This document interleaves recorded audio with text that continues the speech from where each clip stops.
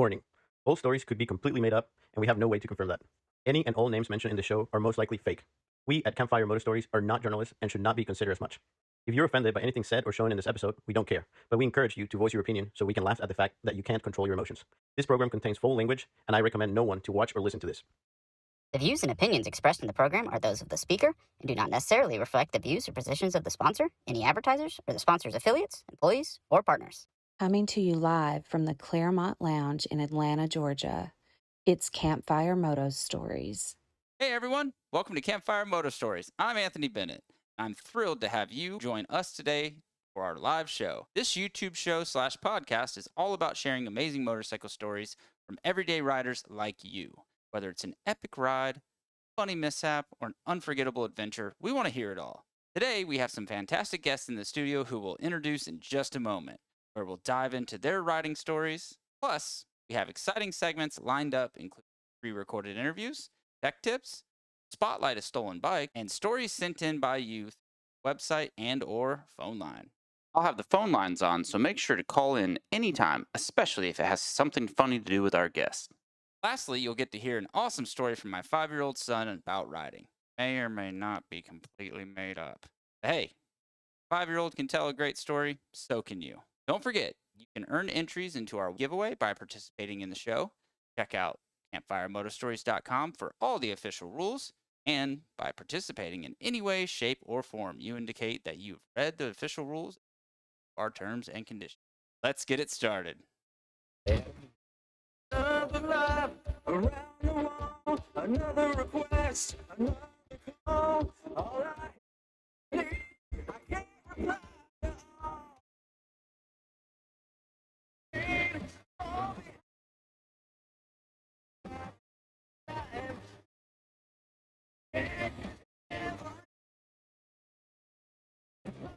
Hey, my whiskey.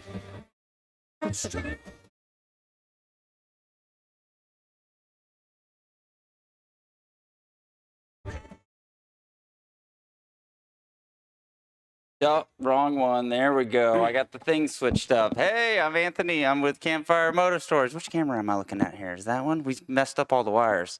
Put this together last second. I've got a Florida legend in the house with me. Well, actually, I'm in your house, sir. We're here at Dade City live for Day in the Dirt with Randy Yoho.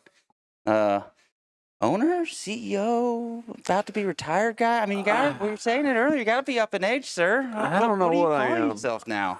I don't know. He's the boss. That's what he is. Let's just say that for sure. The delegator. We delegate a lot more now, so getting a little bit too old to do everything like I did back in the day. So we delegate to a lot of people now. So I always start the show off with a icebreaker in case my guests are a little bit nervous. And you're going to be wondering how the hell I know this. Oh, my goodness. Do I look nervous? I'm tired. You should be now. It should You're be. a little bit tired, yeah. No. So, the guy lived in my neighborhood. I've seen this picture. I tried to get it from him so I could pull it up on the screen right now.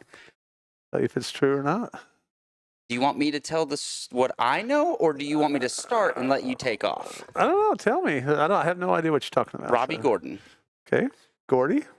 Yeah. Some bolt cutters. The track was closed. Oh, that's a true story. That was the True first story. time you ever ran the race here. Is that True correct? story. It turned into my career. That's a true story. That's what he said. So his daughter and I are real close in age, and he lived in my neighborhood that I grew up in Tampa. And just one day I'm over there talking, and he's like, "Oh, you race dirt bikes? I used to race back in the day." And I'm like, "Okay, old man, yeah, all right, whatever." So he shows me a picture of him beating you. He's Let's just stop this program right now, okay? And he said, go ahead, you finish it because I'm going to finish it for you. He said Randy would pay all the money in the world to get this picture back from me.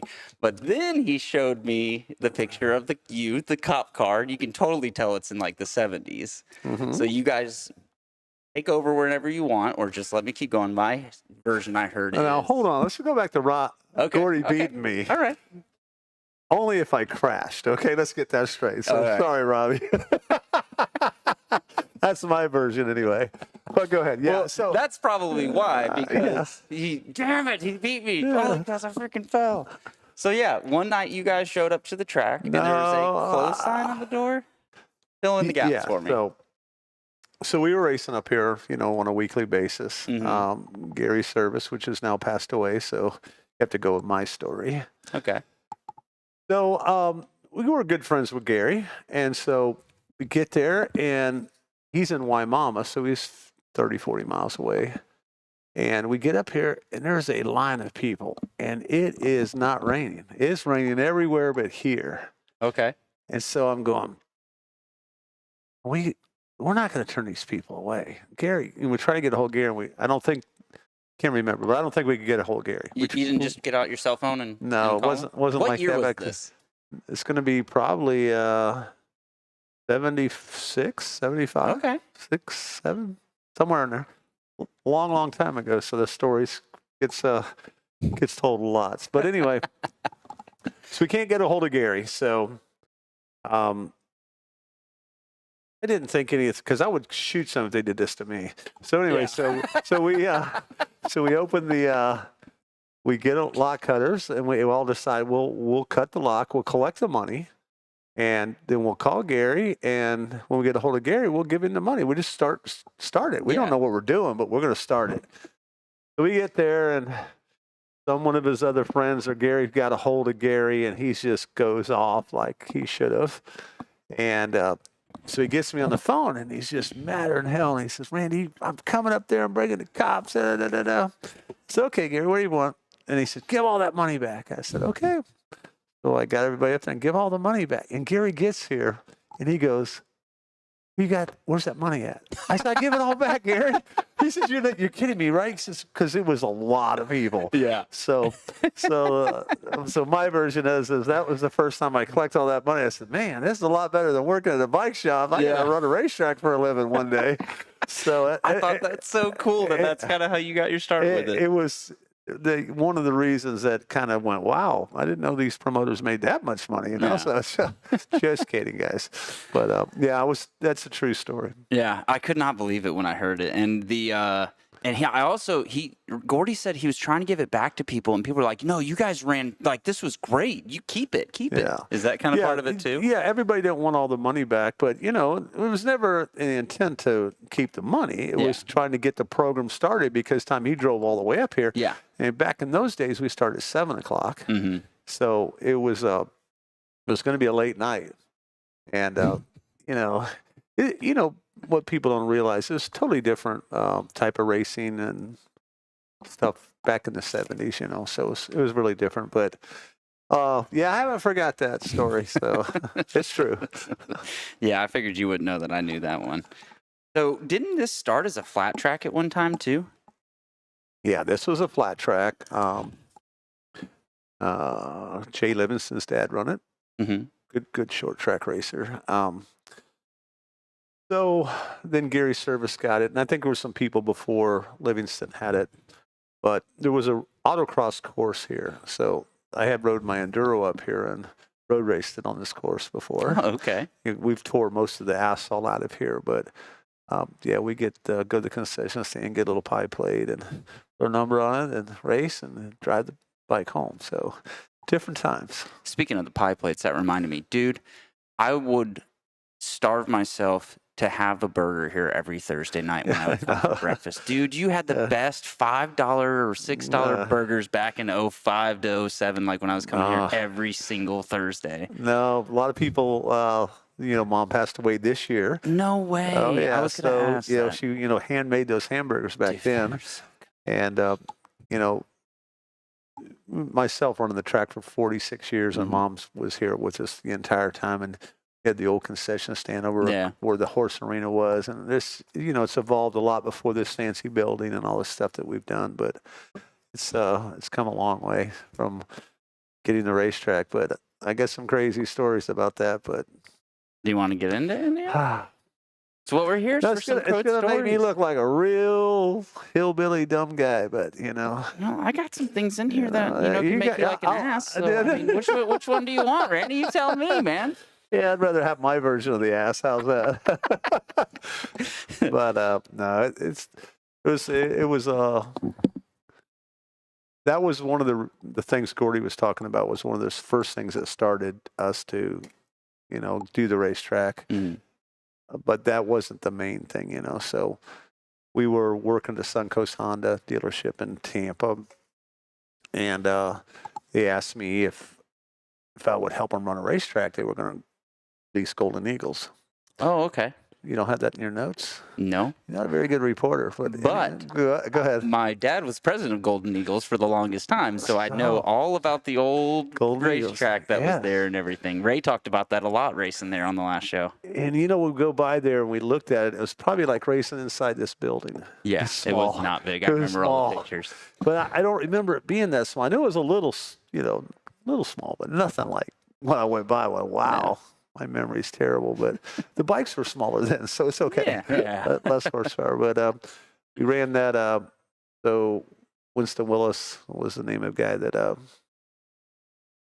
ran the Suncoast Honda. Then Sharon was helping him. And anyway, I ran it for a year and a half or so, and helping him. And I don't know if I should talk about this stuff, but anyway, some money went missing, and I said, this ain't right. Okay, we'll shorten it up a little bit. So it's not right. And then they fired me. And it wasn't me taking the money, but I was talking about somebody else taking the money. And so 3 months later, I'm watching TV and I got mad because I got fired and I did the right thing. Mm-hmm.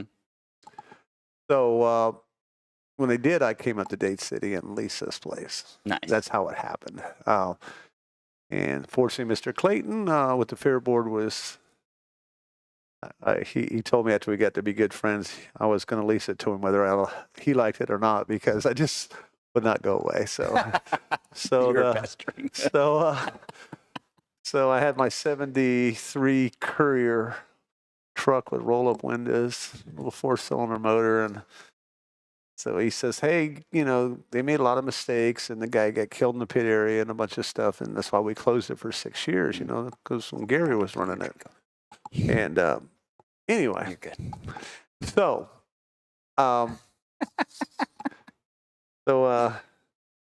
anyway, so he said, excuse me. A lot of guys are drinking some beer. We're drinking some beer. Yeah, we're having a good time.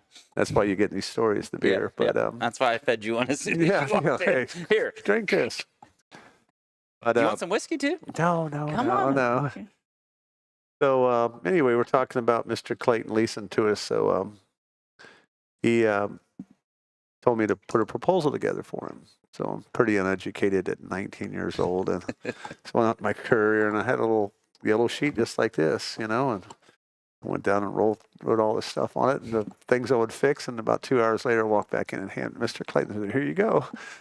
So I've always wanted to find that and frame it. That would be pretty cool. But you can't remember what you wrote down? Wasn't it just a few years back, sir? Yeah, no. But so he asked me to tell him about the problems they had and how I would fix them. So I did, and it was in '78, so there was kind of a recession going on. And he said, "Why don't you wait?" I said, "Well, if I can make it, Mr. Clayton, in the recession, I can make it, when it's good." Yeah. And he said, "All right." So he leased it to me for $1,000 a year. All right. He goes, "Randy, you got $1,000?" I said, "No, I do not." And so he goes, "You have $100?" I said, "No, but I can get 100." So I borrowed $100 and to come back up the next day, and we wrote a contract, and he financed it for me. No way. That's awesome. So I paid $100 a month. So this started with $100. Yeah, and I didn't have the 100, and I didn't have the 100. Borrow it. So that's more or less. There's some other side stories in there too, but that's kind of the way it started. We would get farmers because we didn't have no money, so we'd drive around and find a guy with a tractor and ask him to come tractor the track, and I think I paid him $35. He'd come water it and tractor it, and we started with about 20 riders, and we got 30, and we got 40. We were really thinking we were getting somewhere, and I can remember it took a few years, but we got 100 riders, and we were on our way. So yeah, it always usually gets started. Yeah. Well, I'm going to back a little bit to where I said I'm going to make you look like an ass a little bit, because the next question that I had for you, sir, is how many people have you kicked out? Only so that's. I'm glad you brought that up. Do I need to leave? No. After the show. But back in the day, we were pretty hardcore, and And it was a situation where I always laugh. I said, well, we're going to make it whether we can or not. So otherwise, we don't have a choice. This is all I have. So we're going to make this thing work. And so we had a vision. And but I would say out of all the people, which is a lot through the years, 46 years, probably hasn't been one that hasn't come back. That is true. Okay. So we always just laugh about that and go, I don't want to say nothing, but you're coming back and you're going to beg me to come back here whether you like it or not. So come back with the tail between the legs, Randy. I'm sorry. And I do, right. And I go, hey, then I always ask them, I said, did you deserve it? And they go, yeah. Kind of at the time. Yeah. Yes. But time it was the thing. Yeah, that's the heat of the moment. Like that. That's gonna say. Like So- the next bullet point I have is most of the reason I feel it's total BS, and if they would have just taken a second to breathe, Well, it could have been in the early diffused. days when I was young, so having an A personality, racer mentality, it's black or white. It's right or wrong. Yeah, And I've learned a lot of gray. I still don't like it. yeah, I still don't like it. I think you're the right or wrong, but the whole world doesn't think like I think.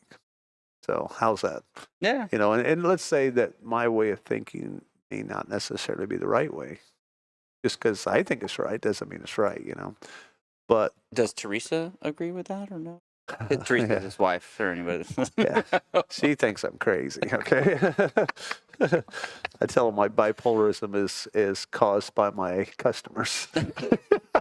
Fair. We could. But honestly, I don't know how many times I've seen a kid do a wheelie in the pits, and I'm like, "Ooh, you're fucking up." We were here when the guy got killed in the pit areas. And so I've seen it, yeah. and that's why they closed the track. So my track got closed for 6 years that I was racing at. No. So Yeah. that Fair. pissed me off, and I've seen it, and I've seen Pee-wee kids that we've had to lift cars off in our pit area in our place because, they don't know what's going on. They're driving around. We had one really close the other day. But, we're trying to avoid those situations. Yeah, and from my experience too, I said this back when I was racing here a lot, and anybody who doesn't know, I basically grew up 30 minutes down from 3 years old till 22. I was racing here when I moved to Georgia. So thank you for those amazing memories, sir. But you're fair. Yeah. You don't play favorites. Nope. It could be your best friend Yep. or your best friend's son doing a wheelie. Get out. You know what I mean? We threw my own son out for a year and a half. We didn't pardon his ass. How's that? You're fair Yeah. across the board. You break the rules. Yeah. Go somewhere else. Well, Until they come back to apologize. Well, no, we try to, if most of them leave nice, they leave. Yeah. Because then we let them come back, But if they show their butt, then we probably don't bring them back. But, this is a tough situation, especially when we're doing Sponsor Cup, lots of money on the line, different stuff. So it brings out that if it's worth something, they want to fight about it. So we had zero tolerance on fighting. That's where Kenny got a little time off for a while. But I think was that the Sponsor Cup race where a racer who was nameless grabbed somebody by the throat? Oh, no, we'll talk about that. I want to talk about that one. So, we'll come back to that. All right.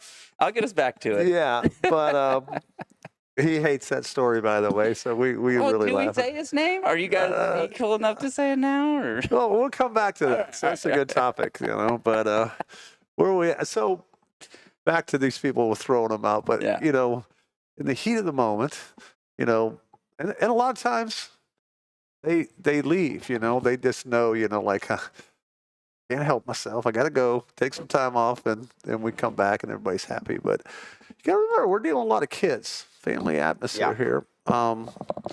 And we don't have to call the cops. And we've been here 46 years. Probably the most successful racetrack around. I would say that, yeah. I think that would be fair. Are you sure you want to on get a- that? I mean, No, or I are don't they want- all different numbers? No, If it was the same number, I'd be like, get it. no, I think I could probably, There's a little thing that turns that off. Yeah. You Here, think let me so? help you, Boomer. Go ahead. Yeah. There. I think it's on. It's on silent mode. Ah, There. thank All you. right, they won't buck you anymore. Thank Fuck you. it. Do we answer them? No, put them on the air. But no, I look back. I don't think I'd do it different. I Yeah. think I think you hit, and I hope people understand that. I don't play favors. No. You can be my best friend, and if you're wrong, you're wrong. And I'm not saying everyone I threw out, I wasn't wrong sometimes too. So but if it was, I did go back and try to make it right. So, but yeah, it's been a journey. How's that? Yeah, I mean, there was actually a time where you kind of threw me out. Well, then you're family. You haven't been to Dade City unless you've been pinched, okay? And it's fair. It wasn't really throwing me out. So, and I wanted to bring this just up, just a difference in time. So, by the time I was 16 in 2002, I could drive here, and my dad couldn't always make it. And all he had to do was write on a piece of paper, I'm allowing my son to come, and I'd come. And you guys would let me practice, and everything was fine. Wouldn't let me race, just for practice. And then my dad was at St. Pete at the Suzuki store, and he gave the Sunshine a dirt bike to give away for their banquet. Okay. And then you said, nope. I don't believe that's true. Okay, I wanted to bring that up because I was always like, something else happened I'm here. going to say that's not true. Because let's say Tampa, for instance, we did the sound checks for Tampa for Mike Parisi to open that. I tried to help them open Tampa. Well, I did help them open Tampa. So the city of Tampa come up here and did sound checks during our races, so they could. I could prove to them they could pass the sound test. So that's not true. So we've never, Frank that run. I ran into him at the WW National. We've always had a good relationship, but no, one thing I don't do is ever, I think tracks are good. No, the more tracks, the better. The more tracks are good. I'm not the guy that says, if it's competition, you have to do a better job. No, I don't try to. I don't think you have to worry about that too much. No, but I'm saying I do. I'd rather be no tracks, but I think it's good for me. If Tampa opens up and we do a better job, they get new people interested and they come to me. Yep. You get tired of Dade City, you go to them, but you don't quit. Yep. So the balance is there. Now a new track opens up, we may lose for a little while, but we'll gain in the long run. But we just have to do a good job, and if both tracks do good jobs, it elevates everything for everybody. So rising tide. So I'm going to call bullshit on that little story here. Okay. All right. Well, I'm going to ask my dad about that. I'm going to go back and be like, "Hey, what's going on? What did you do?" Ask Dad. Yeah, you did something else. Okay. All right. Next. So every single year when I was living down here, I'd always hear this shit, and I always wanted to know what your thought was. Sure. Randy lost the lease. There's going to be no more Dade City next year. And I'm like, I hear this every year, people. Like, when are you going to stop saying this shit? Like, no, he's not going to. Hold on. You're going to tell me a guy that brings a lot of money to this city in this county is getting shut down? Well, no, it's, I listen to people tell me about stuff that's going on, and I just look at them like, wow, I didn't know that, but so, I guess fish stories, the fish gets bigger. Yeah. We have some decent long-term leases. We deal with the Fair Association. We try to do very good to the county, the city of Dade City, and we're involved with a lot of their charities and a lot of things that we do in town. And we hope we're a friend of the fair. How's that? No, because you are. Ultimately they make the decision. But we'll be around 5 or 6 more years anyway. How's that?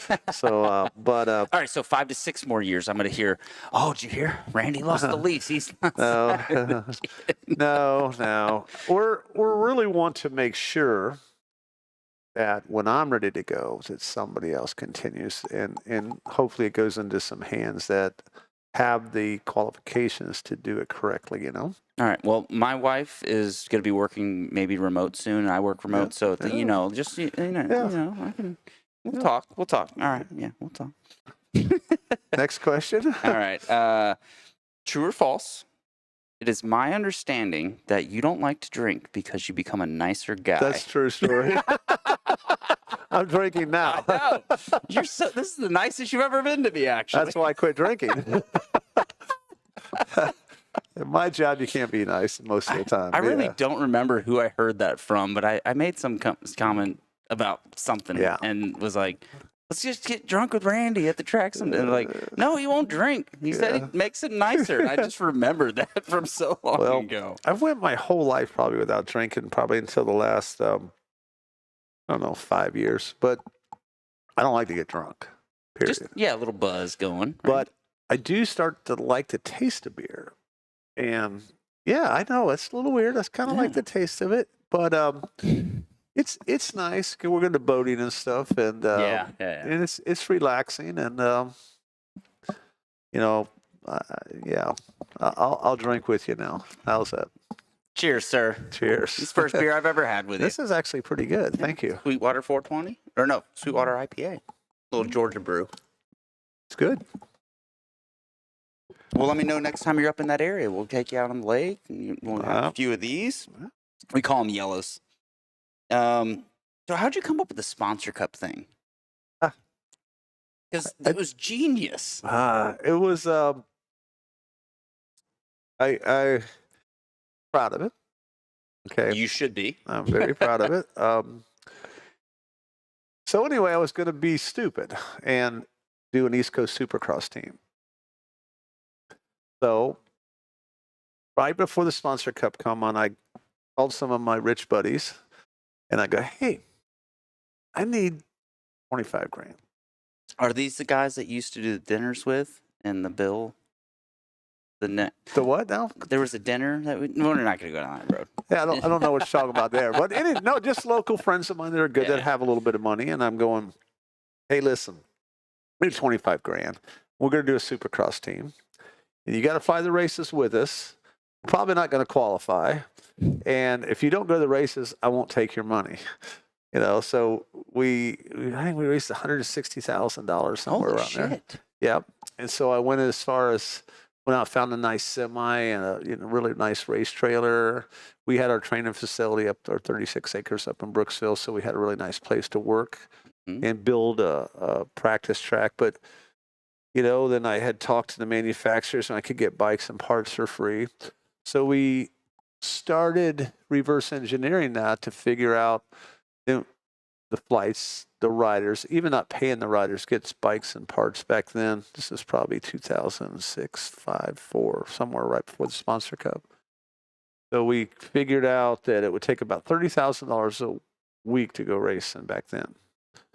That's with everything paid. So that means I needed $240,000 to run the East Coast Supercross, somewhere around there. Yeah, the math adds. And not to make the main. And set up in a stands. Show. So the more we researched, the more we thought about it. We were really serious. I had put a deposit on the trailer and stuff and had a lot of deals done. And then it just didn't make sense. So my business side said, this is dumb. So I said, you know what? Let me give them the money back. So I gave all my buddies their money back. And so this was like the early days of Dade City where you're giving all the money? No, yeah. It's like the early part. Yeah, here, take it back. Yeah. I know we were talking about racing, but get the money back. So I came up with the idea. I said, I can put this sponsor cup together, this idea. So I call them my wrestlers. I don't know if you've heard this or not. No. So my theory was, I had all these personalities. I had Pinecone, I had Keelons, I had Livesey, all these guys that had these big personalities. And I said, we can make them TV stars. And did you ever watch the TV shows? No, you're not very prepared. No. I didn't know that you guys had the TV show thing going on until like well into it. But I don't think I could access it in Atlanta at that time. No, it was local. Local, yeah. Bright House and Fox Sports Networks. But anyway, so we I know of it, but I never got to see it because this show needs to be. I said we're going to like a half an hour, but we needed 6 hours. I told you, I said 1 to 2 hours is what I need, but I've gone to 4. We're not going there. Dude, we're only 15 minutes into this. It's fine. Okay, we're going to talk quick. Yeah. So now I don't forgot what I was talking about. Pine cone. So anyway, I pitched this to Vortex, Matt at Vortex, Okay. the sprocket company. I said, hey, Matt, what do you think about this? And he said, yeah, I'll do this. So basically, then I called up all the manufacturers, the Japanese brands, and said, hey, I need 2 bikes, and I'll buy them. But I need them at super low cost so I could sell them at the end and get my money back. Yeah. So then I said, being a racer myself and knowing how, or used to be a racer, knowing how racers are, and you get a sponsorship and they rag the bikes out and give them back to the sponsors and don't think about the consequences. They don't think down the road, maybe later. So most of the time those bikes come back trash. So I went to the dealers, said, hey, I got this deal. I can get all these manufacturers involved. We can get these bikes, but I want to get the shops back involved like it was when I raced as a kid. Yep. So we got the shops back involved and I said, hey, I'm going to give you 2 bikes and you don't have to pay for them, but you got to come out here for these race teams. You got to dress in these uniforms. We're going to be on television. I've got a television deal. Pretty much I'll get it done. So we'll track back to that, how that happened. But so we got Vortex involved as one of the sponsors, and realmotocross.com kind of put some money up for that. Oh, yeah. I forgot about that. I'm glad I remembered that. Holy shit. Yeah. So anyway, we got those guys involved. We got the manufacturers involved. We got the television shows lined up. So we're paying $10,000 purses a week. And was it that much? Yeah. Holy! I never got any of it because I was the back marker. Yeah. So so we got we put this thing together, and it was phenomenal the way it worked. But we had the personalities for the it was just a perfect storm. It was the right time to do it. Yeah. And it was some intense racing. We had so many people. And I tell you, with the internet now, because I think we're still, I don't know if we really push on the internet like we do now, but it's amazing the amount of people that showed up here. Looked like a national. Dude, the whole fence. It was the whole packed. fairgrounds was full of people. So yeah, there was people standing on the night track even. Oh yeah, no, all the way around where we don't want them and everything. But it was really good, and yeah, it's just good. So we got the shops involved, we got the riders involved, we had a team of our own, and it was just good. But I'll let you go. I'll let you go into the question you wanted earlier. Well, before I go into that, so this was the pure genius of what my understanding of a part of the reason for a sponsor cup is the fact that you had this amazing talent of B riders in this area, but they can't be open money or the what was it, Dash for Cash you used to do, right? Because then they would lose class. Yeah, they would lose their AMA ratings and all that. You found a loophole where if the sponsor got the money, not the B class rider could race it. Yes. Yeah. So. And dude, another genius part to it, and this is what allowed me to race the sponsor cup, is you said, hey, you can get this or this, and this for the year. This is your entry fee. This is your gate fee. This is your Thursday practice fee for the year. Why don't you get somebody to sponsor that? And if you just put it into money terms for the whole year, it was like $600, $300. Like if you just go for a whole year for this to get sponsored. Yeah. So I had free entry, I had free gate, I had free practice. I just had to show my card at the thing, Yeah. So, and if I got hurt, you still had the money. That's the part I like. That's the part I like. Dude, that was genius. Yes, I will take the credit for that. But the how that comes about for the amateur program, not only the sponsor cup, but we don't take any sponsor money from outside, sponsor money from anybody. We give it to the riders. So you go get the sponsor. Yep. They will pay your entry fees, and we'll let you put their signs up and advertise for them. And it helps my riders. And then everybody feels good. It's an all-win. Yeah, it really was. It's an all-win. So, and there's a lot of people that say can't afford to race. can go into this program and come out and get to go racing. So, because it's expensive. It's just crazy now. But Yeah, because we're a bunch of dumb rednecks and whatever they want to call us. But you know. Anyway, yeah, the sponsor cup was a cool thing. It made a lot of money for a lot of people. It did good. It brought national recognition to them. I mean, when you look over there at the Butler brothers pull their rig off, they're here.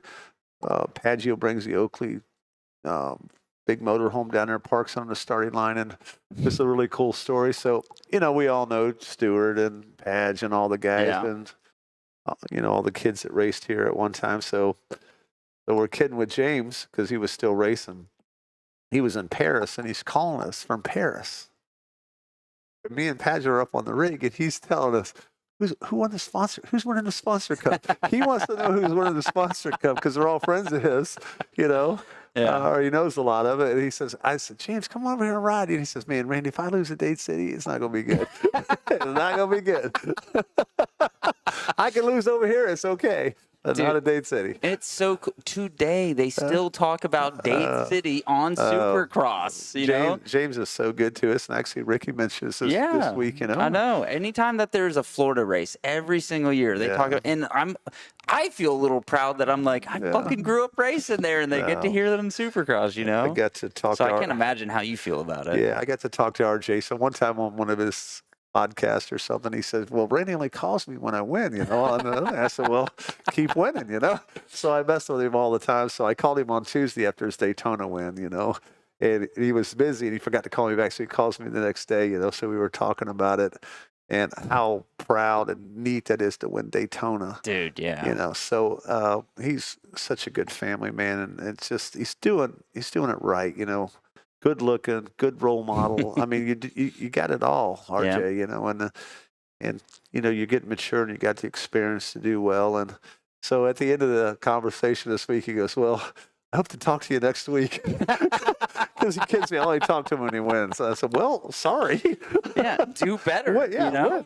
Win. I'll talk to you. Yeah. Actually, his sister walked by me in the pits, and I was like, I think that's Marissa. Yeah. I haven't seen her in forever. Well, but we threw her out for about 8 or 10 years. Did she apologize to come back? Oh, she'd call every year. You know, she'd call, can I come back? Nope. You know, so she probably has the longest throw out of all, but just a long. We're just a long story short because we're always good friends with all the Hampshires, but you know, Lori. We always kid the house that we live in, the Hampshire spills, you know, because there's so many of them. Yes. So it's been or relatives like Tyson. Tyson. So Tyson is the reason Kenny got thrown out for like a year and a half. So him and they were throwing it. So they were throwing down the back straightaway, you know. So. I can remember like Tyson stuff saying, I'm shaking my head. I know what's coming because Kenny's slowing down, waiting on him. So as soon as Tyson's winning, Kenny pins him and knocks him down and stands on his bike. And I'm going, oh, goddamn. You can't do this, Kenny. I own the track. I can't let you slide, you know, because you got to treat them all the same, you know. Yeah. So, but Marissa was told not to do something, and she did it anyway. So I said, Marissa, you know I'm going to throw you out if you do this. She goes, I know, but I'm doing it anyway. I said, all right. I said, you're going to pay the price. So it is funny now that, you know, so our kid comes to our Tuesday night class, and we train him. So it's all good. Dude, she was so, like, I remember I was like, dude, she's so fast. If I could ever get to that speed, I'd feel amazing. Yeah. And I remember the first time I ever finally passed her, like 3 years later, I was like, I did it. I finally was able to No, good times. But dude, good times. Rips. Well, you got too many stories here. I know. All right, so let's get to that story that we're talking about. So, my buddy story. Yeah, what do you? I don't know much about it. You said I don't research much and whatever, but I text a bunch of people to try to get some info, and I got this story. So, well, Sponsor Cup was going good, and they were getting a little rough out there. And being it was television, and they were scrapping on the track a little bit, still got to maintain our law and order. How's that? That's fair. We think, so we had these riders meeting up here in the top where we're at right now with all the teams. before the races. And so I said, listen, guys, you can't be fighting in the pit area. I'll lose my insurance. We're going to get sued. It's a bad deal. So I'm going to draw a circle out there in the infield. And if you guys want to fight, you just go out in that circle and we'll let you fight all you want. But you can't be fighting in the pit area. You can fight out there all you want. But if you fight in the pit, it won't throw your ass out again. So, So you want to fight, you go in the circle. yeah, go in a circle, So some of the crazy crap we've done through the years is nuts. But, I look back and go, Randy, why you come up with some stupid shit like that? But Yeah, you it were was smart big. enough to at least It put was GIF. Like GIF is like, his whole family is like a second family to Yeah, me. oh yeah. And you put him as a ref at one time. Oh, yeah, you know how He's- long he lasted. Giff goes, because, he's about as nice a guy as you'll ever meet. And Gifford is nice. and exactly, to put the nicest guy as a ref, like And so, that's genius. But he wanted it. So he said, no, I can do this, Randy. You're doing it all wrong. You're He's throwing them also a out. strong German Yeah. history, So, comes to me after about 16, Randy, I can't do this no more. These people are driving me crazy. I said, well, Giff, what about Randy? So, I know why you do it now. So, yeah. It's but now I've let Kyle Cheeseman kind of put him. So I very rarely have to pitch anybody because my wife is like totally against that. She's no fun in it. But so it's like Teresa, if you don't have law, then you just have it running crazy. But yeah. so anyway, sponsor cup's going on. They're getting rowdy. And this is before the circle, so this is how the circle came about. So we're in there, and they're all outside here, and they're all gathered up, and that's all the crowd runs over there, and everybody's crowding in, and they're about to go at it. And Kenny, not my son, how's that? I was going to say, do we want to say the name? No, we'll just say Kenny. And a really good friend of mine. And Very well-known racer. very well.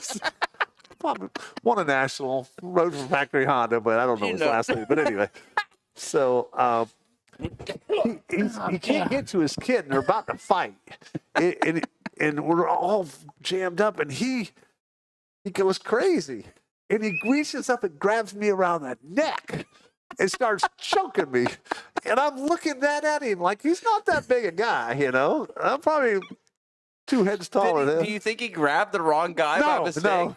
Oh, he was. He's mad. Seeing red. Do something. There's I want to get him. And he's going off on me. And I'm going. And I look at him just calmly as can be. I'm getting choked. I said, "Hey, quit that." I didn't know what to do. I said, "Let go of me." So I still kid him today, and he hates to talk about it. So I'm glad we are. But I'm so glad you brought this. it was the weirdest moment. Like your friend's choking you, like, "Hey, dude, I'm on your side. Quit choking me." But he was just out of control. So, and you just don't want to pop him if you don't have to. Yeah. Would have not done any good. Well, he said, you're a little bit taller. You just But I think the worst thing to do is just kind of laugh at him, like, "Quit that." And he's a tough guy. or like, he's a tough what guy. are you doing? Like maybe smack your man. I wouldn't want to fight him. He's a tough guy, but he was just his kids were involved, and he was out of control, But so naturally, being fair, we have to put him on probation. So we bring him up here for all the riders and tell him like, that shit ain't cutting it no more. You can't choke me, So, Unless you're gonna take me to dinner first or something, right? so, no, he's paid dearly for doing that. All right, so we cleared that story up. All right. Also, I remember, and I don't know if it's the same story because I think it's 2 different people.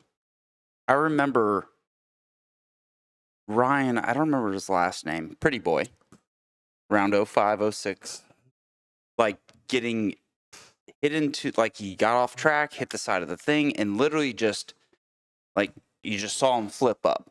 Okay. And it was the only time I've heard you say, I was ready to call the helicopter Yeah. for that crash. I think I'm getting stories mixed up because it's been a long time, even for me. No, you can And, get them mixed up. So some of this could be bullshit. This is bench racing, Somebody right? jumped over the fence. Okay. And yeah. while jumping over the fence, the rail went up and hit somebody on bad. the head. Yeah, we pitched their ass out for a long time, and we But- still pitched that one out. Gene Pearson, yeah.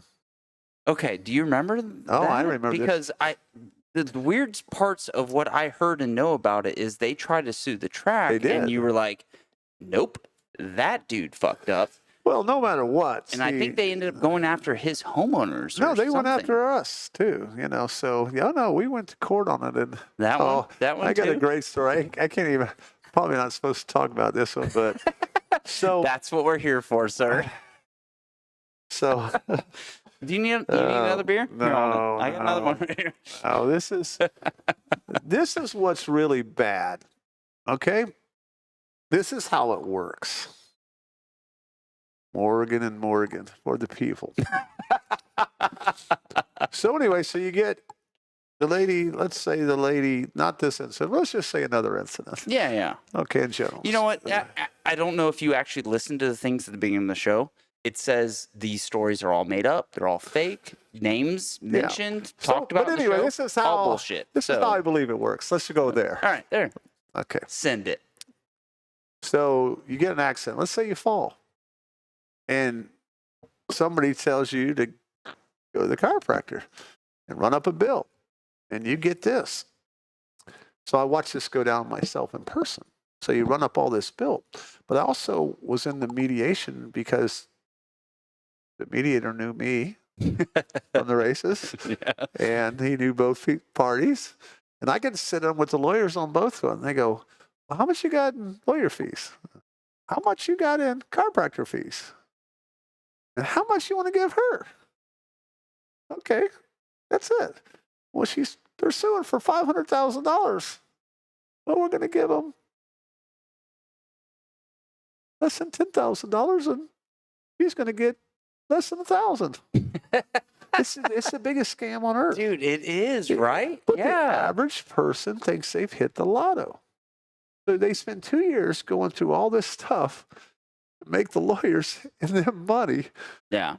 And it was hilarious when they told her how much she was getting.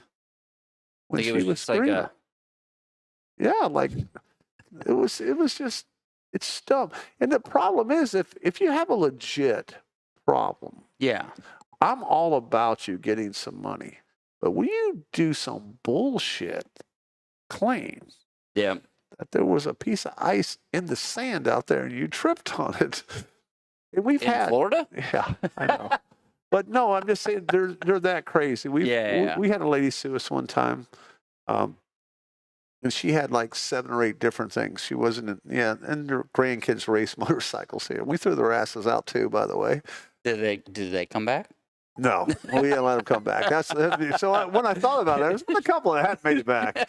But what happened? She did this for a living. Yeah. And it's sad that can go on. I think they could change the laws to where they would have to pay if they were proven to be fraudulent. That would make a big Because- difference. Yep. Right now, our whole industry is in insurance problems. You see the pit Yeah, bike, the pit bike rules, thing. all that. Yep. And there's all these like this side by side's okay. This one isn't. No, And I'm like, Well, that makes What? no sense to me either. a side by But- side's a side by side. But yeah, I wish. It's it just drives the prices higher. Yep. But like I said, we do something wrong. That's what insurance is for. Unfortunately, when riders get hurt, there is no insurance for that. Yeah.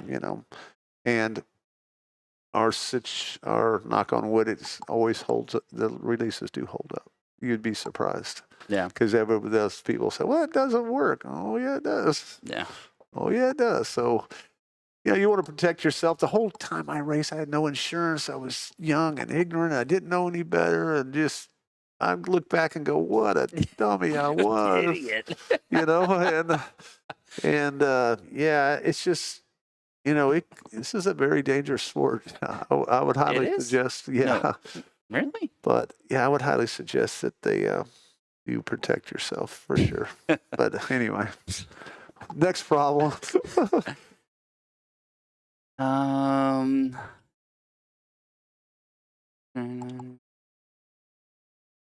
Oh, dude. All right. This was crazy to me. I remember Giff talking about a time where I think he was either go meet you for a meeting or something was going to happen. You told him, like, I think it was a sponsor cup meeting. And you're like, I can't go to this. I have to go to a court meeting that I just found about today at 4 p.m. for a 9 a.m. court appearance tomorrow for a sound complaint by some new neighbor. Well, And this is like 05. And the reason why this stuck me so well, so a little backtrack to how I got to doing all this shit is I went down a rabbit hole of, I had a motocross movie story in my head. And I heard a podcast talking about them. Like, somebody should write a good movie. I read like 4 books, wrote the movie. And in the process, I was like, I should do a podcast. I think that'd be pretty cool. And I was like, I'm going to hold up. One of the scenes I wrote was this story of hearing about how you had to find out.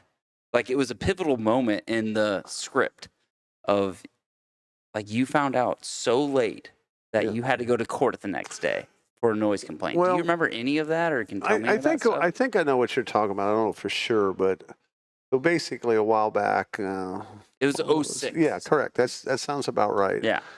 So, one of the county commissioners called and said, Randy, there's a hearing about the racetrack. And I said, what? You know? This sounds right. Yeah, and I said, what? And he said, you probably ought to be there, So I go, okay.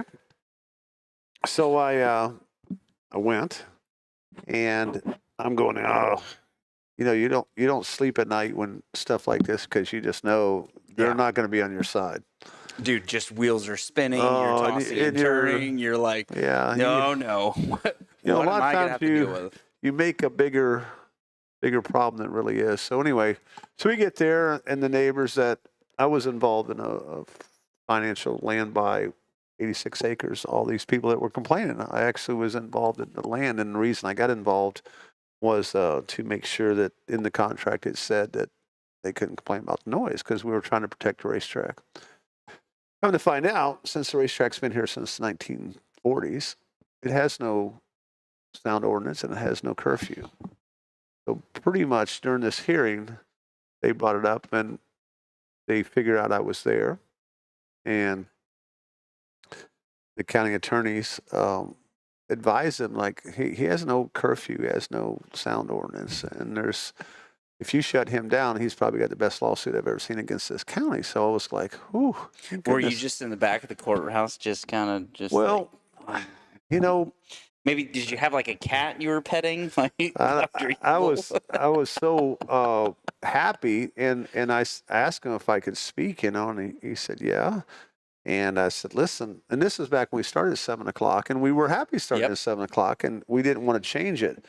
But I said, listen, to address these problems, I can start a couple hours early, and that's when we made the 4-wheelers to have turn downs, and anything we could do to make it better for the neighbors. Yeah. So that was kind of the idea was I don't know, it's not really a judge. It was, but basically the county commission, they said, you don't have to do this. And I go, no, I want to be neighbor friendly, So, I said, I'd be more than glad to meet with everybody after the hearing. And we met with a few of them, and they were surprised that there wasn't anything they could do, but it was pretty cut and dry. Like, there's nothing you can do. You move next to a racetrack, and, but we try to be done by, 11:00. We try to, do the best we can with our sound. We have some loud bikes. We do talk to them about it, but you want to be an asset to your community. You don't want to go in there and be like, I don't have to listen to you. That's not the right attitude to be around 46 years. So yeah, you don't want to do that. So we're you start puffing the chest, the neighbors are going to start puffing back, kind of thing. This city's been so good to us. We've tried to be as good back to them, and if you think about the people that grew up here, the history here, And if you took that away from a lot of these people, I don't think I even realize the impact it's had on a lot of people's life. But I can be in California or Utah or anywhere, and somebody will come and say, "Hey, Randy," it's amazing the people we have touched across the country. Yeah. That have been to this racetrack, for then, I was racing cars when I quit racing motorcycles, and we had bicycle tracks, we had go-kart tracks, and we had mud runs. And so we were into a lot of different things. So we knew a lot of people, Yeah. but, I will say this, the motorcycles by far the coolest people. Well, I'm going to say about the impact you had on my life, and you're probably going to kick me out after that. Oh boy, here we But go. I lost my virginity in that bar right over there, sir. Hey, I'm gonna tell you that. I can't tell you some other very famous people did too. Yeah, that was. What are the names? No, I'm not going there. No. Come on, spit it out. You need another beer? Come on. Okay. But that was kind of a funny running joke about the old bar. Dude, I had a. Was it that plate in that arm? No, it was the first time I broke this wrist, which I just broke New Year's Eve.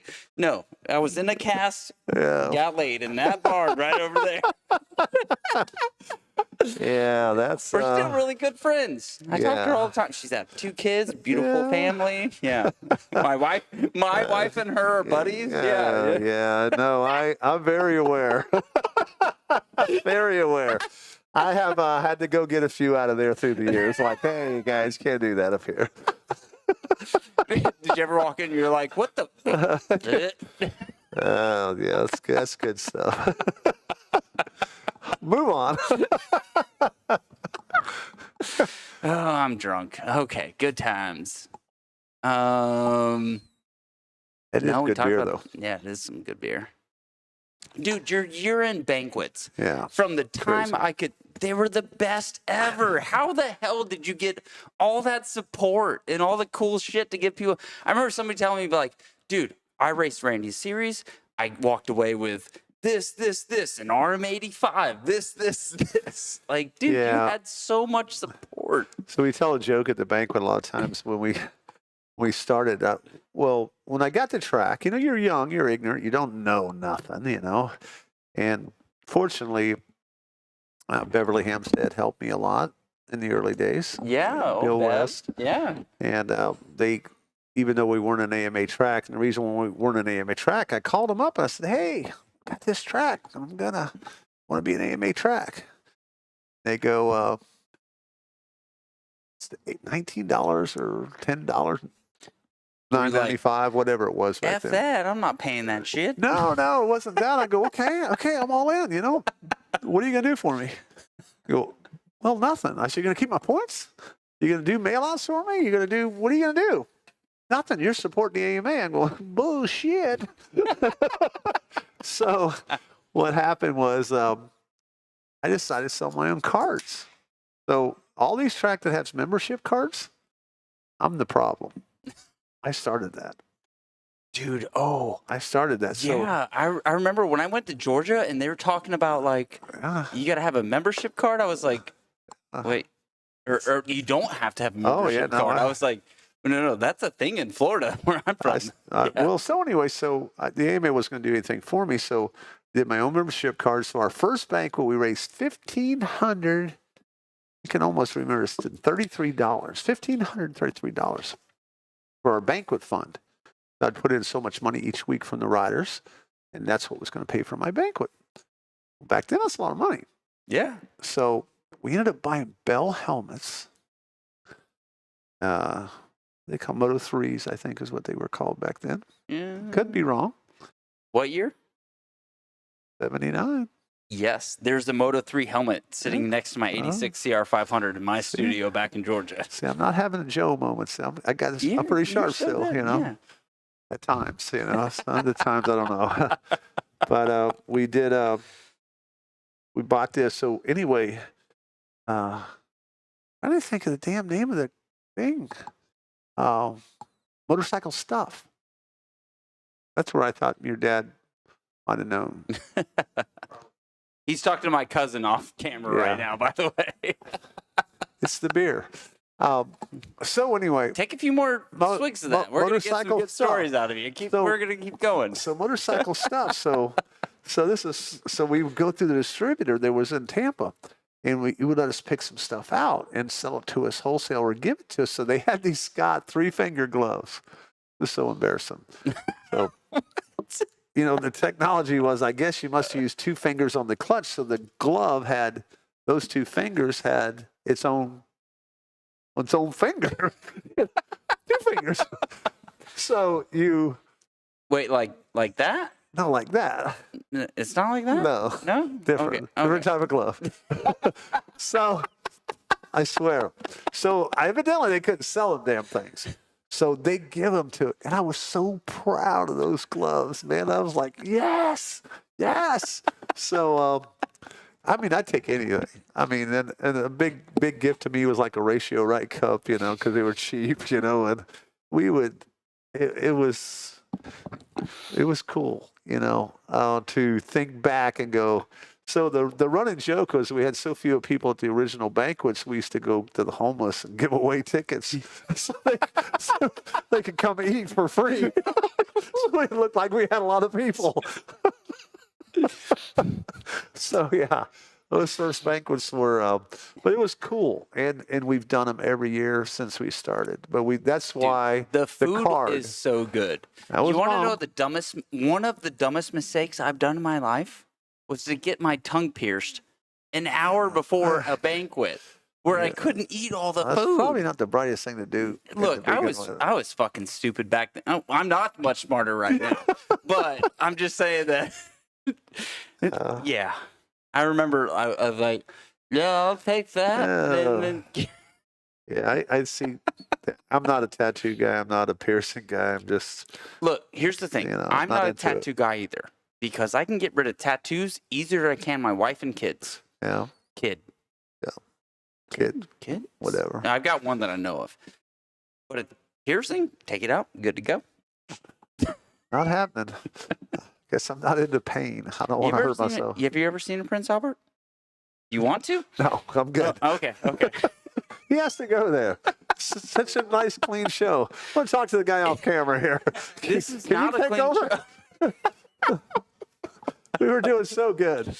Look, I thought you wanted history. Look, I know you're on your second IPA beer. I feel like I've loosened you up a good bit. I'm just going to tell you that we're just We don't here have for a any good more time. questions? No, I've got a ton of more questions here. If they're like running together. You see, I am not afraid. What do we I got? tell you when they're true, didn't I? Yeah, pretty much. Year and that's true. events. Tim Ferry. Yeah, I've seen Tim here. Tim's here. Yeah. I tell you what, I would say I was trying to model my career after somebody, it would be him. I'm just a big fan. Dude, Timmy's awesome. I'm just, He and I have actually kind of become buddies the past few months. yeah, no, I mean, when he was racing for the championships, they were using him and Grant Langston were up at my place training together. And they're going to race for the championships the next week. And they're on different brands. And they're at the same facility. And Timmy would ride and Grant would ride. And they just left each other alone. They just needed a ride. Yeah. Just class people. Yep. And when I seen that, I said, man, what a neat thing to watch. What class people they are. It's just good. Not like one of those riders nowadays. But You talking about the Brooksville place Yeah. next to Croom? Yeah. Like the corner? Yeah. You kicked me out of there too. Well, you probably weren't invited to ride there. Well, I thought I was. Yeah. When you cut Turned the out fence and jumped over the fence, Yeah. See, there's always more to the story. No. Timmy Baker told me that I could come Oh, there. yeah, there you go. Yeah. Now let's go there. No. You see, I'm not the bad guy in these stories. You're never. That's the thing that I'm so pissed off about. You're never the bad guy. Most of the time, not. It's true. When we tell the whole story. Yeah, when you tell the whole story. All right, so how did Day in the Dirt become here? Because 2 years ago, I came to this event, and you happened to just walk by me as I'm in line. I'm like, Randy, and you looked at me. I go, you don't remember me? And then I started talking. You go, Holy shit. And then I was just like, what? I didn't even know that fucking parking lot over there existed. Yeah. You know? Yeah. I was like, No, dude, this place is bumping. no. There's a lot of things that made Day in the Dirt happen here. This is definitely not my style of an event.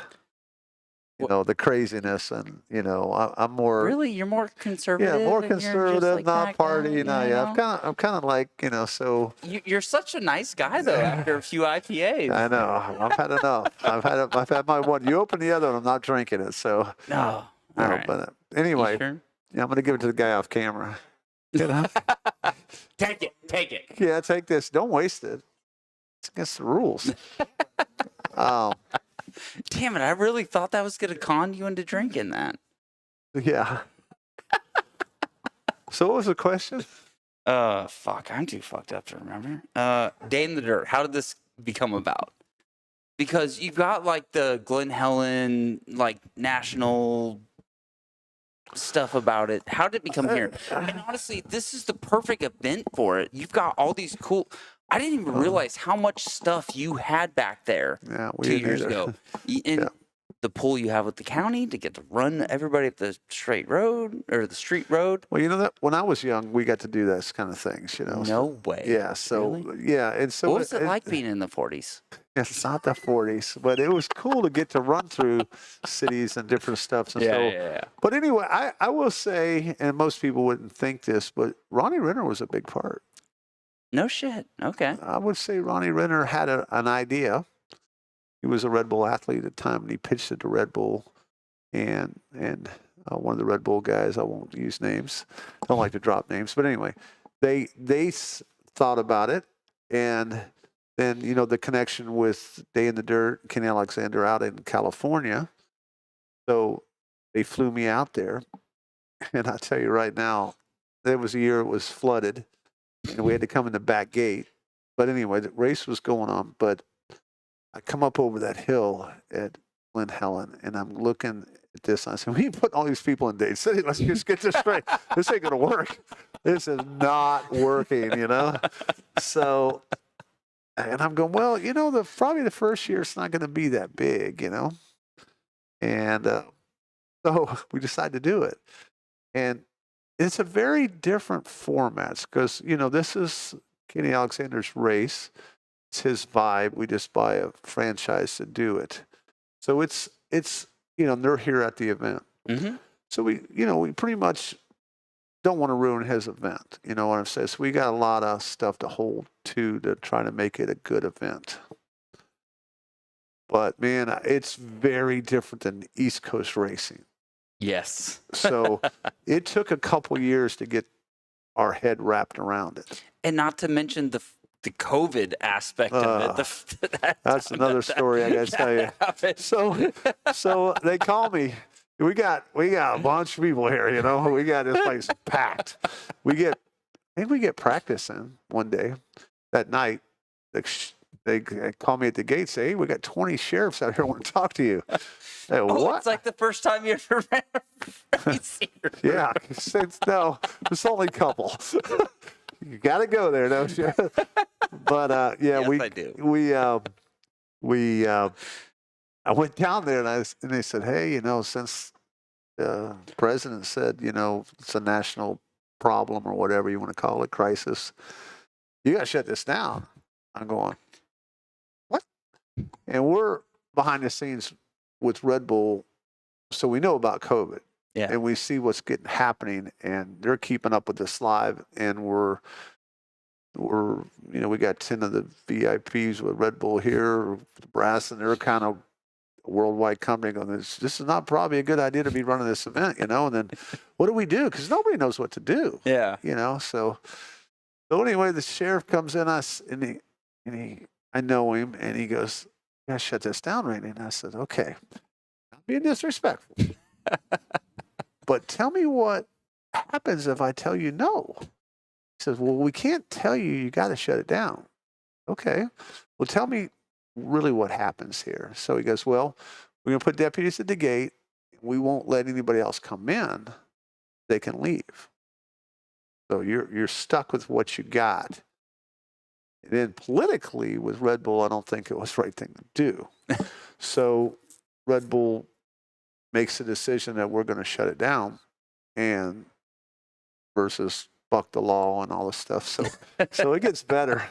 So anyway, so we come in and we got this plan, and there's Tell me more. yeah, there's a concert going on, up there, and Travis Pastrana's here, and so the cop goes, "You got it." I said, "Well, you need to go up there and tell them that we're going to shut this down." He said, "No, it's your event. You tell them." I said, "You got the gun." I'm not telling them. So anyway, I go up there with the police behind me, and I say, "Hey, this is going on." And the crowd starts getting a little rowdy, not bad. And Travis Pastrana stepped up on stage, and man, he lit them up. Yeah. And he saved my butt, and so we had come with the deal with the police because they said immediately, and we finally talked to them. I said, "Well, so you want me to send all these drunk people out on the road?" Probably not a good idea, So these are true stories. So they call back and forth, then they said, "Well, can you be out by 9 o'clock in the morning?" I said, "We'll try. We'll see what we can do." And the rest of the story I know is people were just passing out vodka, liquor bottles. Oh my God, we partied the rest of the night. I can tell you that. So. Like it was 1999. Yeah. So it was that was an experience. But this is what's really people don't understand about the quality of a company that Red Bull is. We have stages rented that are thousands of dollars. Oh yeah, 15, 20,000. We got bands coming in for this. We've got welders, the dudes doing the cool sand stuff. They right? paid everybody. Yeah. They paid everybody full, just like the whole weekend went on, out of their pocket. And it's, That's commendable. And honestly, it's as amazing. Steve and I were setting up today, the Red Bull guys were at that table. Yeah. And they're like, "Are you guys doing a show?" And I was like, "Oh, yeah, but like Randy, he's busy. I don't know if we're going to even get him on." And they're like, "We're going to go in the trailer." I'm like, "Guys, no, just no. They're really quality people. Amazing, you could tell. Amazing and not sucking up, because they'll probably never hear it, but it's serious. It's an amazing company. It's amazing. That's kind of a dick move. They're not going to hear this. Yeah, sorry. Well, it's me and you. Come on. Or are we ranking? But no, it's been a pleasure, and if, you never know, our relationship could end. Next one, we may not do it again. We may do it again. No way. Like this is such a fun event. I hope it's always here, but I mean, it's been the plan. Yeah, as long as I'm not broken, I'm here, bro. Yeah, no, there's a lot of people here, and they do. It's a good event. Yeah. So, but good company to work with. I'm very, very pleased to be associated with them.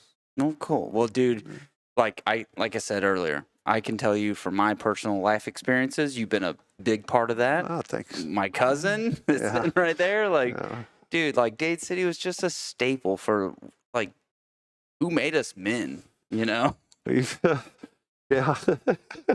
we've had a lot of kids, and what's really cool is to see the success of people after you know them as kids. Yeah. Then they come back, and it's really funny because they'll come back and this guy will be like 6'5". I said, "Was I nice to you when you were a kid?" I asked him, "Are you sure I was nice to you?" "Yeah, Randy, it's all right. Don't worry." So it's I'm on 3 generations now.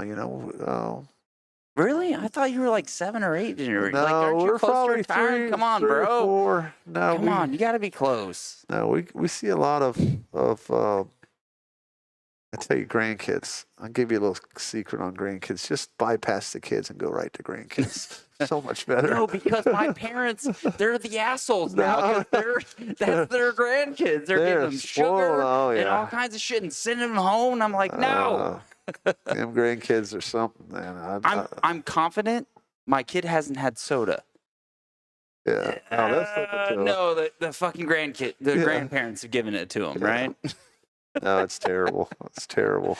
No, but I mean, there's other things I could keep going on, but dude, to take this time to come in here and do this show with me. Oh, thank you so much. Yeah, no, I appreciate it. It's been fun. I I'm kind of busy, but this is the best time for me, when it's Yeah. over.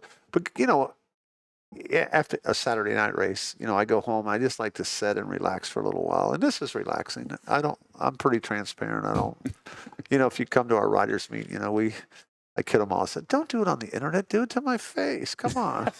Be a man. That's how we used to do it back in the day. Yeah. Come on, say something up here. I won't hold it against you. It's an open mic, But I think people need to know the inside, how we run it, how we think, how we do this, or the problems that we have in all this together. It's not, why does he do that? Why does he do that? It's something as silly as when we collect money on a Saturday, we do a school. So we got people in at no gate. All right. Sorry to cut you off with that. You got to cut me off now. I'm going to cut you off there. Jeez. My dad was such a cheap ass. I was too broke. I would sit in the stands in your schools Saturday mornings just so I could learn shit. Because we didn't have YouTube. Yeah. You know what I mean? I tell people all the time. Elbows up, do this, do that. You know what I mean? Like that. Yeah. That's how we learned back in the day. He's in the same boat. We would be in the fucking stands, not paying $1 because we're fucking broke as shit. But, I got another. Send it. Let's go. Oh, so we tell people all the time, if you don't have money, just come listen. We don't care. Yeah. It doesn't bother us. But and this, I'll never. This is a lie. Okay, it's a lie. I'm a lie. But I was so broke as a kid when I first started racing. I slipped in the races, snuck in, because I didn't have the money, and so. I haven't forgot that. I made a lot of the trails when there used to be woods over there. I made the trails so we would laugh because we knew how to catch them because I made the damn trails, But, so if you ever get caught slipping in, you just better come clean because if you come clean, I'll let you in. Because if it's money, but you got trash duty. We're probably going to let you in anyway. But, it's being a little broke kid myself, so that's a toughie, when they don't have the money to come, and you want it so bad. I want to go to the race so bad. So anyway, don't get caught slipping in, and if you do, come clean. Dude, I lost my band today. Like his dad working for Helmet House got us like a free VIP interest through Fast House. I lost my band at Croom. So I had to pay another $50, and I was like, you know what? I'm fine with that. So anyway, we're doing the Night in the Dirt with Hunter and Jed and Rocks and all that. I don't know if you didn't support that. No, that was the year before I came here. But right before this. So anyway, so we're up here and we got everybody in the Red Bull semis here and we're doing our thing and getting ready. And Dan Truman, big in the industry. Dan calls, grew up in Dade City. And so he calls one of the Red Bull guys and the Red Bull goes, just drive around the line and come in. He says, no. I'm listening on the phone. He's on my speaker. He says, hey, no way, man. Ready to throw my ass out. So I said, Dan, you can drive around the line. It's okay. He said, no, Randy, I can't, man. Dude, so, it's so funny, and I'm laughing, and they're like, what's going on? I said, it's a long story, but I think I traumatized some of these kids, back in the day. So dude, it's funny now. I remember hearing about a time you got Chad Reed to come here in like 03, and he went through the gate, and I don't remember her name, but she was a Keelan, was always Carolyn, Yes, Carolyn, thank you. Carolyn charged him to get through the gate, and you went running back to give him $10 to get Chad Reed $10 to get back in the gate. Yeah, it's there's so many stories. If you run this track, it's wild. I tell you what, it's a lot of these top athletes, like, they want to pay. They don't want in free and stuff. And some do, some don't. But it's neat to know as many people as I get to, in the position I own the racetrack, I get to meet a lot of these guys. Normal guys wouldn't get the opportunity. So, but I'm going to tell you, all these new pro guys, that are around this area, they're class people. I don't know any of them that I don't like. They're just really hardworking, You wouldn't good kick kids. any of them out? No. I like them guys. No.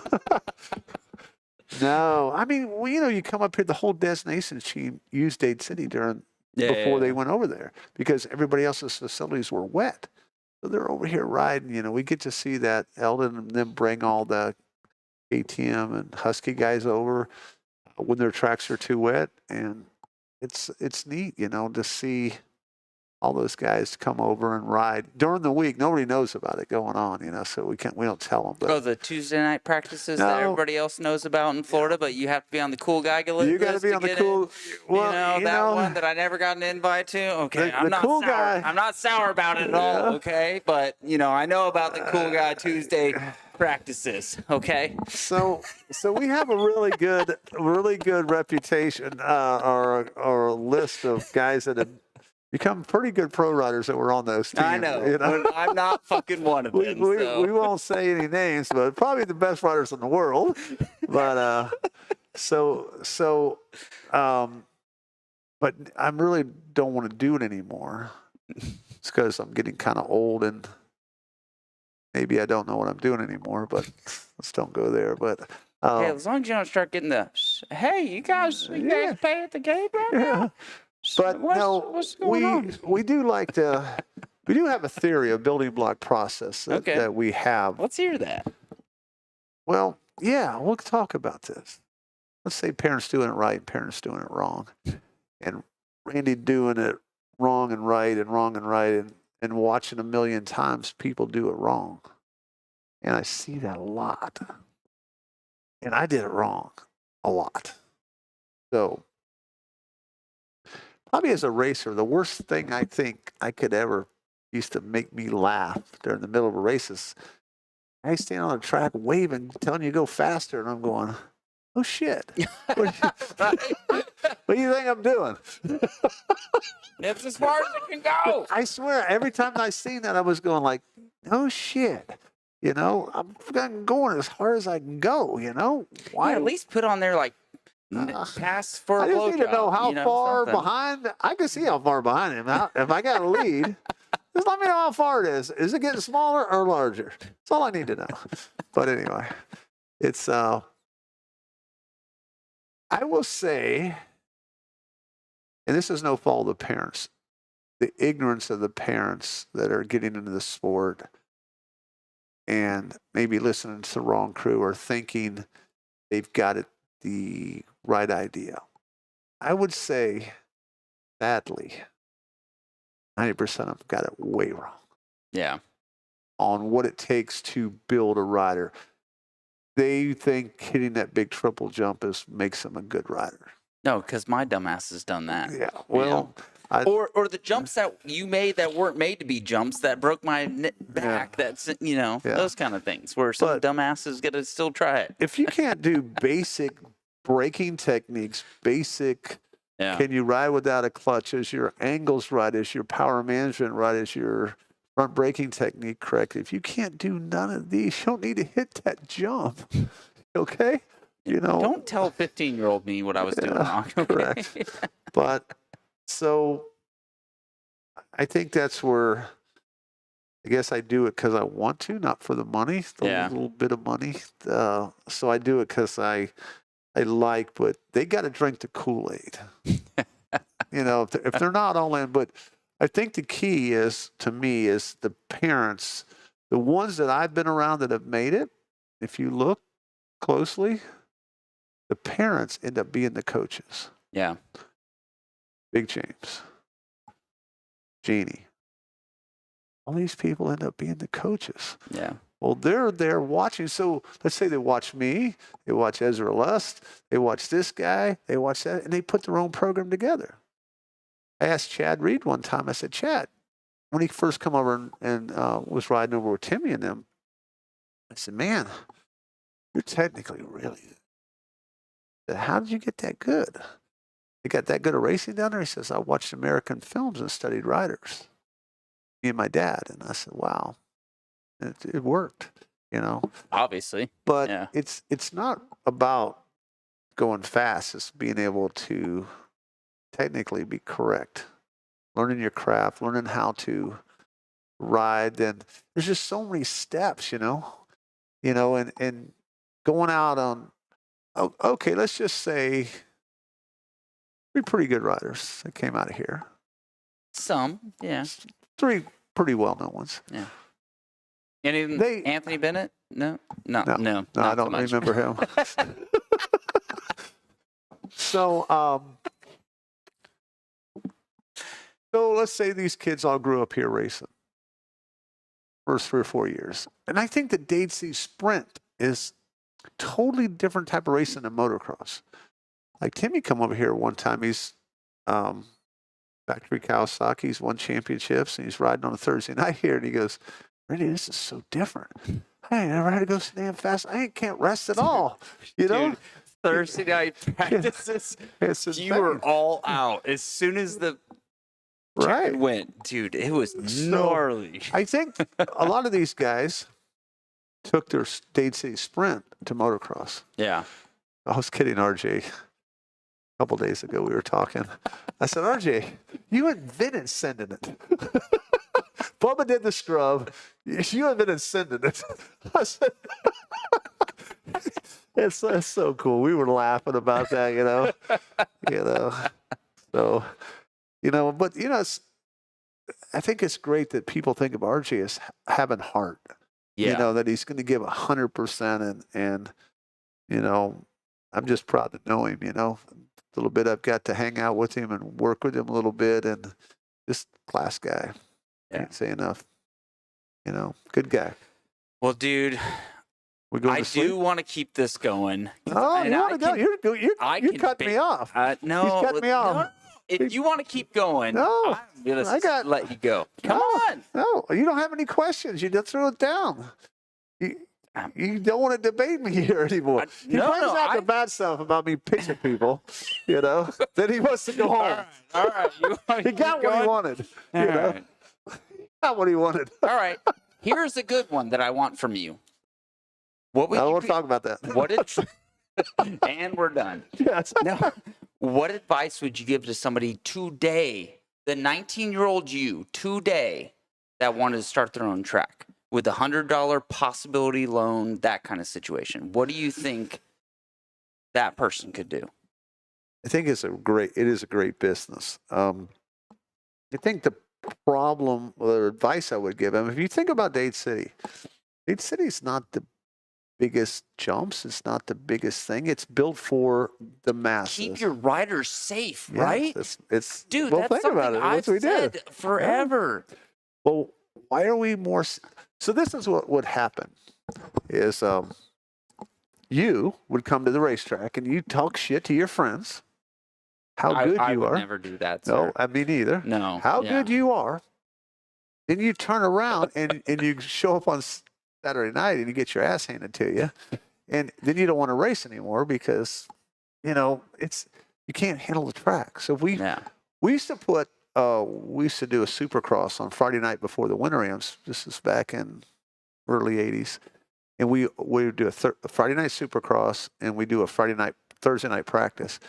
Well, all the locals would be there Thursdays, and they would get smoked because we had a lot of good riders. I mean, Hannah rode it, Guy Cooper rode it. There's a lot of good guys that rode these races, and the bottom line is they couldn't back up their shit talking, so they didn't want to race in front of everybody.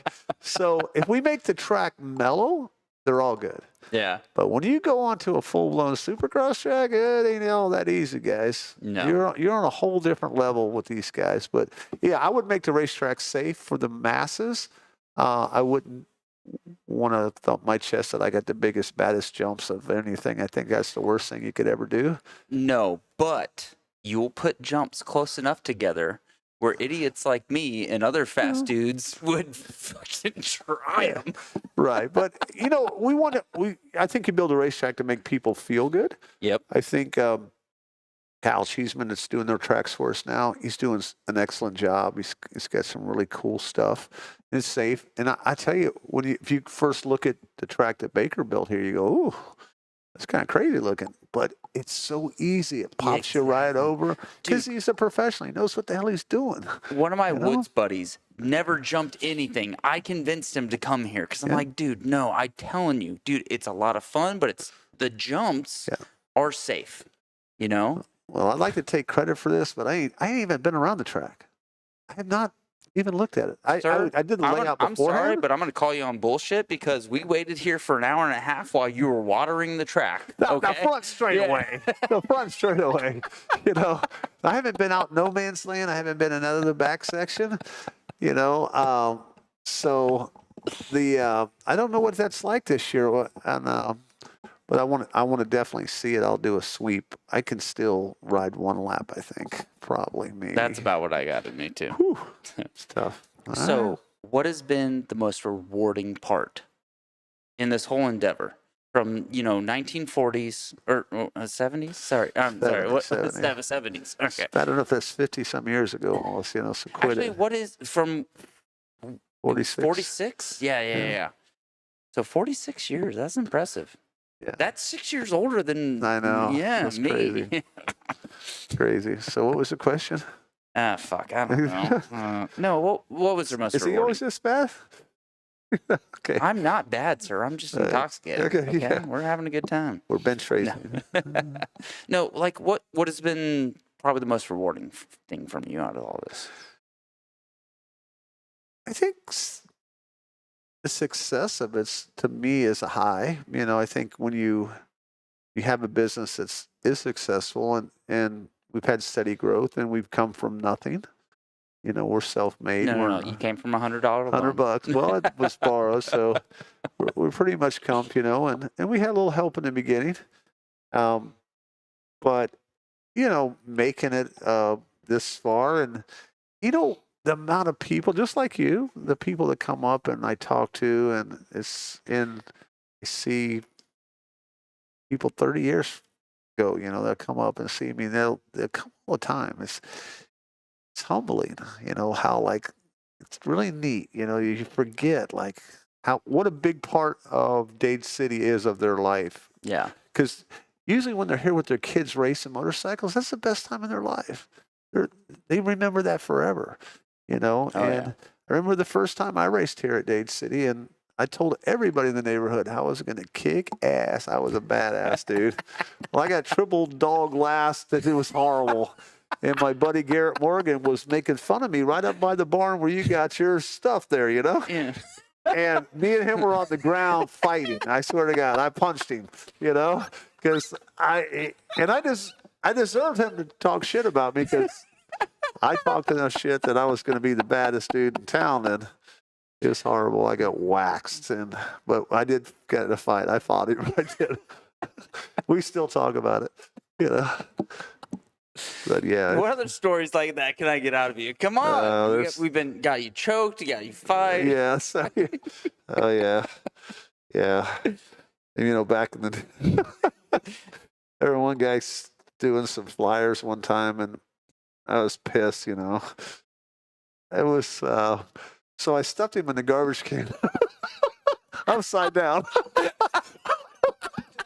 Flyers and all. I was pissed. Yeah, that was some crazy days.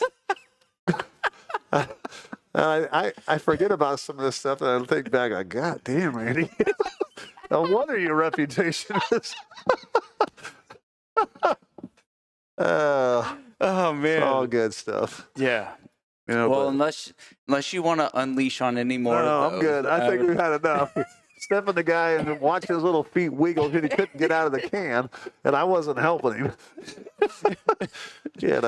So, what does the future hold besides retirement? Like, what do you maybe see of what the future holds for this? I'll hope we run it a few more years for sure. I mean, I'm 66, so we'll be here at least.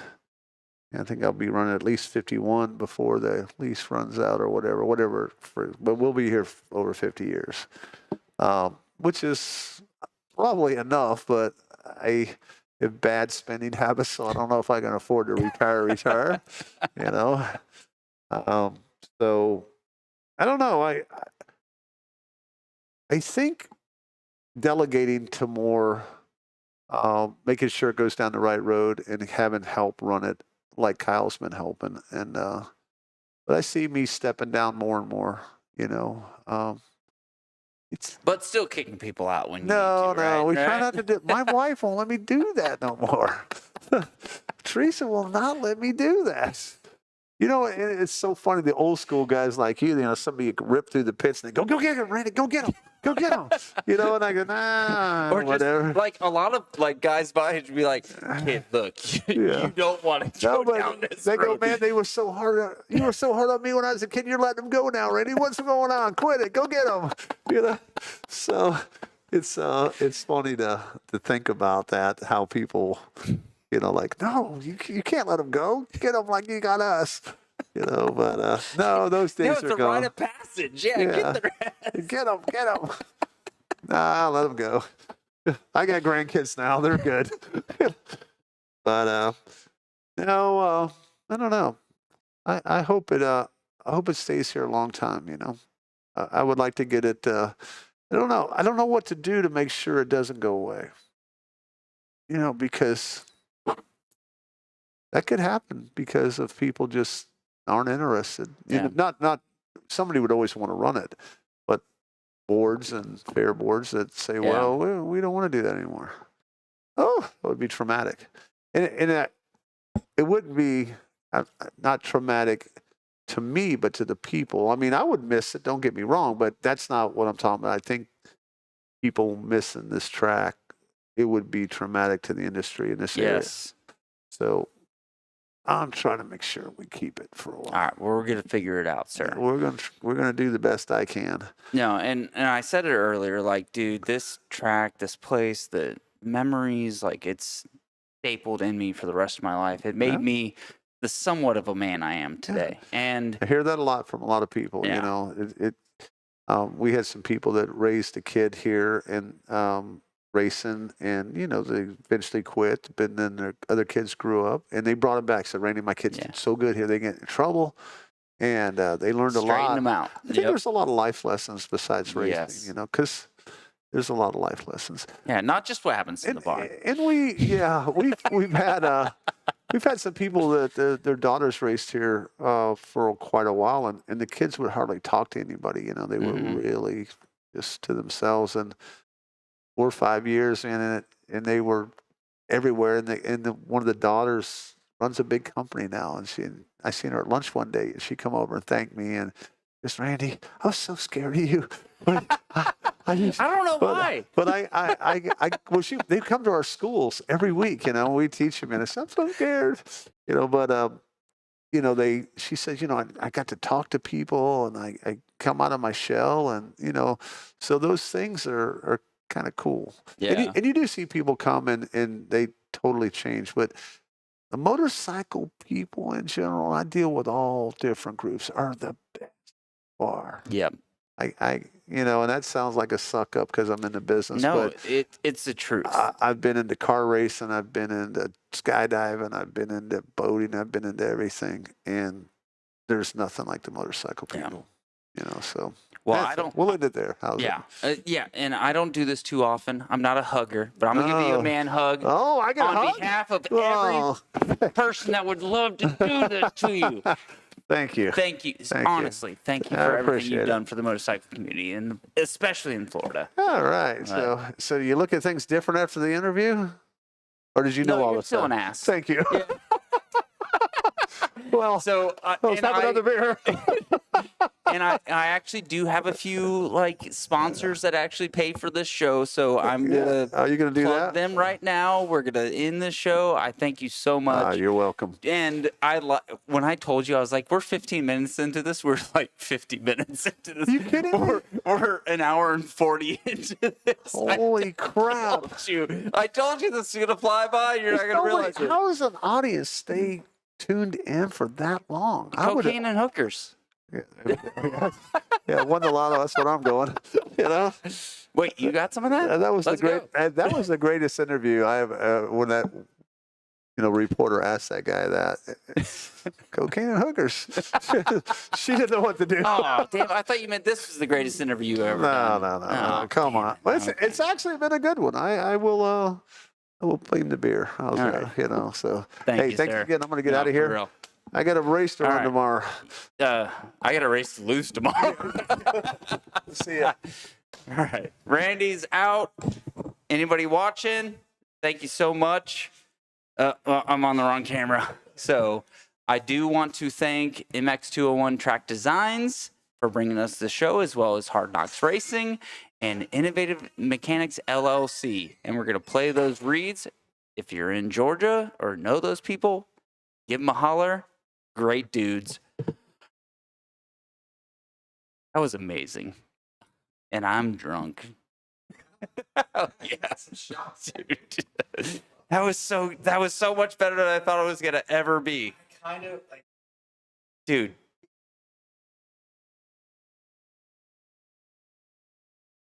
Do you want to come on and tell people about your first? Come on, throw the fucking headphone. Don't be a little bitch. Come on, you're an artist. My cousin is here. Is the opening and closing songs, the bands that you get to hear for the show. He is here. Come on. Come on. Don't be a little. Come on. Come on. Come on, Steven. All right, tell the story. Well, Tell your Dade City story. Let's hear it. That's what the show is supposed to be about, is people telling stories. Come on. well, I can't tell the whole story because I don't want to embarrass my dad. Fuck your dad. Let's go. There's, being out here, I think I had like an XR80, I think, at the time. It was probably like, 96, 97? Yeah, that about lines up. Yeah, and, out there scared shitless. Like, all these people flying by. I'm trying to, like, weasel my way up a tabletop and, like barely making it. And I'm thinking the whole time, like, oh, yeah, I'm going to go out and be some Supercross star. Then I can barely get this XR80 up the fucking hill. And did a couple laps, came off. Dad, gave me an old pat on the back and some encouragement. And just go back out there and do your best. And I go back out there. And, as you know, he taped a lot of that stuff. Okay, I did not know this, but go on. You and I have had this conversation at Disney Springs, and about the tape.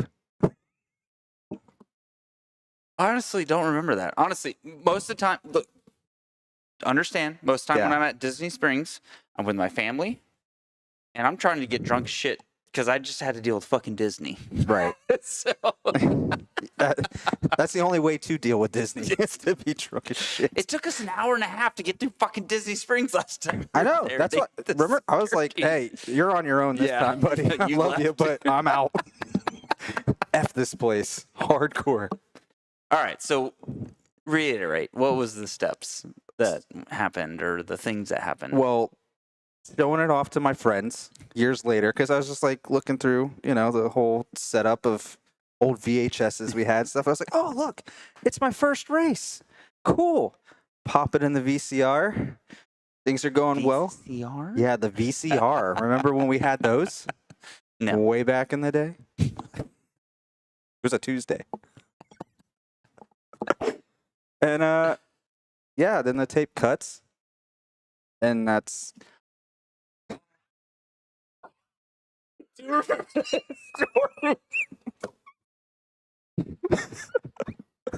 And I was just...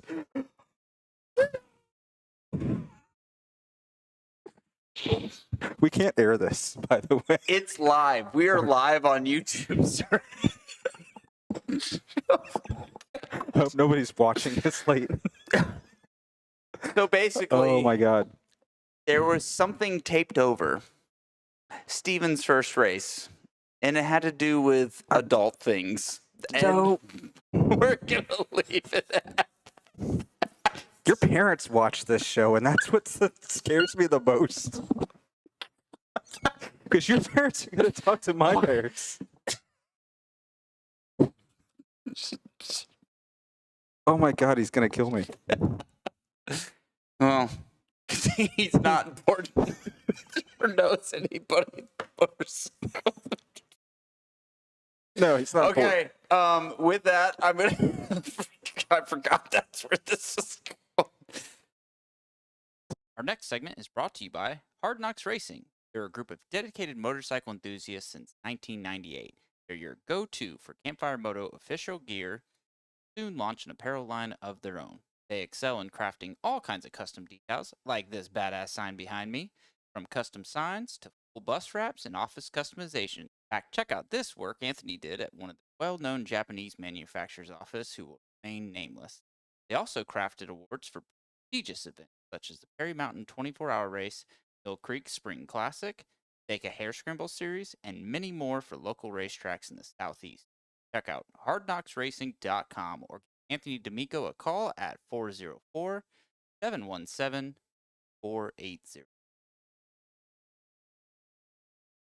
Now it's time for some awesome tech tips. Transform your comfort with Innovative Mechanical LLC, specializing in HVAC service for residential and commercial properties. They provide expert installation, maintenance, and repair. Their certified technicians ensure top-notch service, whether it's air conditioning, heating systems, or indoor air quality solutions. Serving Georgia since 1999, they prioritize customer satisfaction, prompt, reliable service at competitive rates. Routine maintenance to emergency repairs. Trust Innovative Mechanical LLC for all your HVAC needs. Give them a call at 770-726-7407 or visit innovativemechanical.llc.com to schedule service and unparalleled comfort today.